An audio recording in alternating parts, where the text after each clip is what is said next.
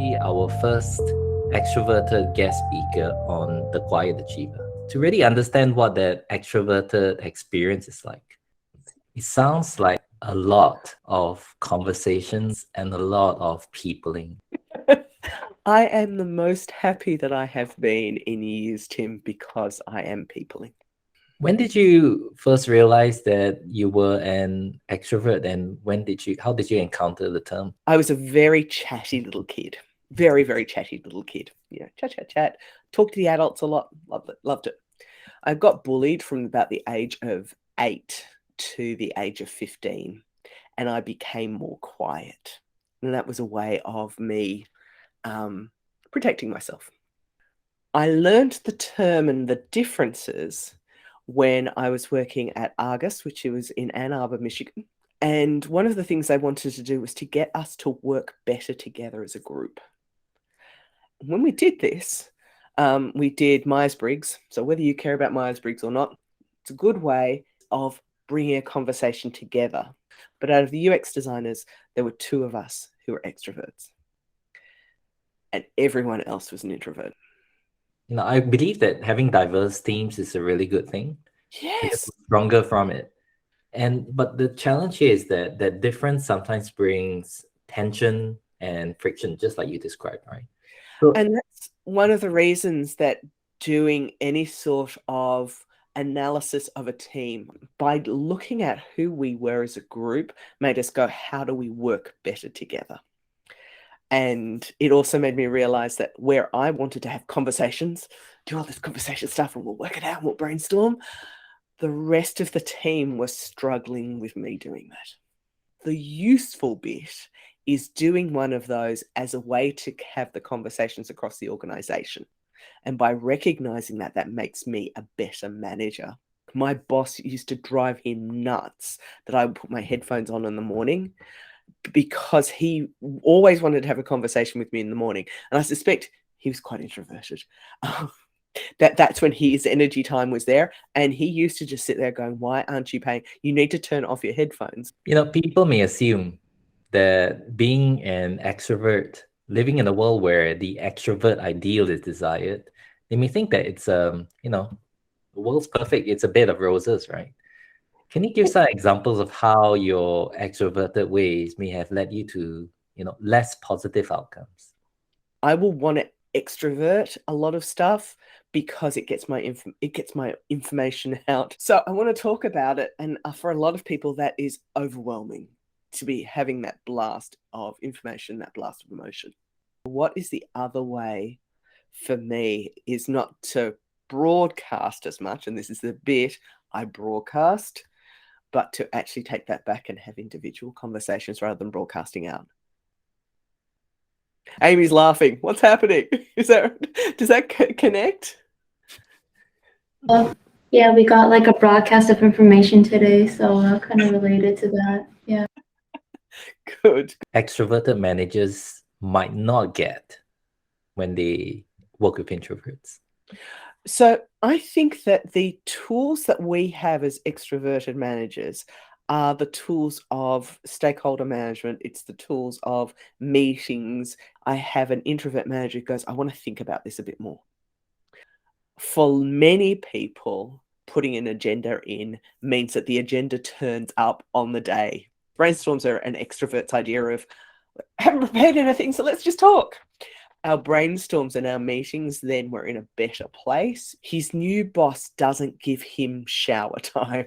I'm going, Keith? And he goes, he was working remotely, so she doesn't give me the time to think. And you know that if I have 3 days on this, I will be so much better. The ideas will be so much better.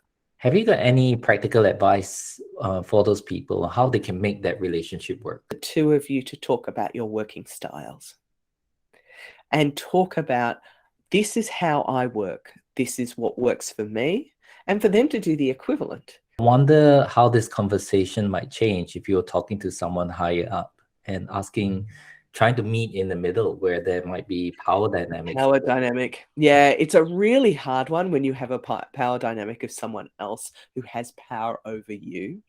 The power dynamic then for you is to almost, and this is where you've got all the rest of your allies, as opposed to you just having to do everything by yourself. And some of that is going to be behavioral, and some of it's going to be language. More power, you actually may be more casual. I worked in marketing, highly extroverted.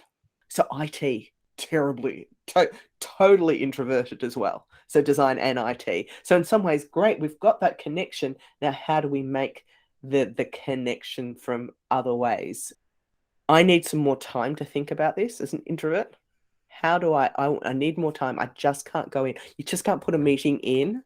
Is that okay? Can you do this more often for us? Number 2, you modeling the behavior you want to come through. Suddenly you're modeling a really well prepared meeting that others will start to learn from as well. But some people watching this might then think, oh, no, if they're super senior, they should be able to perform on the spot. What do you think and what will you say to those people? So all of us are better when we prepared. All of us are better when we prepare. It doesn't matter if you're an introvert or an extrovert. And I feel as if, especially in design and in design thinking, we're expected to run a workshop and everyone's just supposed to be on the spot making this better. Not even an extrovert is not going to come up with their best ideas on the spot. When you're a senior, you will say, I see the patterns and the connections, and they bring their experience in. That doesn't happen quickly.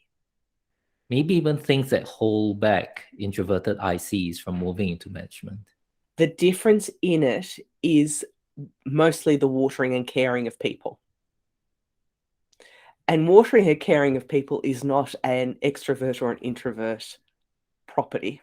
Now, the bit where we find the extroversion introversion problem may turn up a bit more is when you move from being a manager to always being upward focused.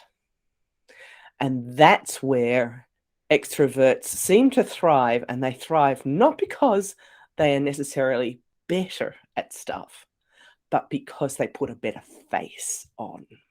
And this is where organizations need to change, because organizations need to say, we're not getting necessarily the best people by people who are just charismatic and think that they can do the stuff. You are hiring on confidence and charisma. And I want you to sit there and go, this doesn't work. Nuh-uh. Where is our marks for competency and capability and potential? So this is the awful thing about culture. We hire people who look like us. We hire people that reflect who we are, and we can see ourselves in them. And if someone is too quiet, is it that we were overwhelming? That they didn't have enough time to think? That we didn't provide them with the right way that they felt that they could communicate or that they could contribute?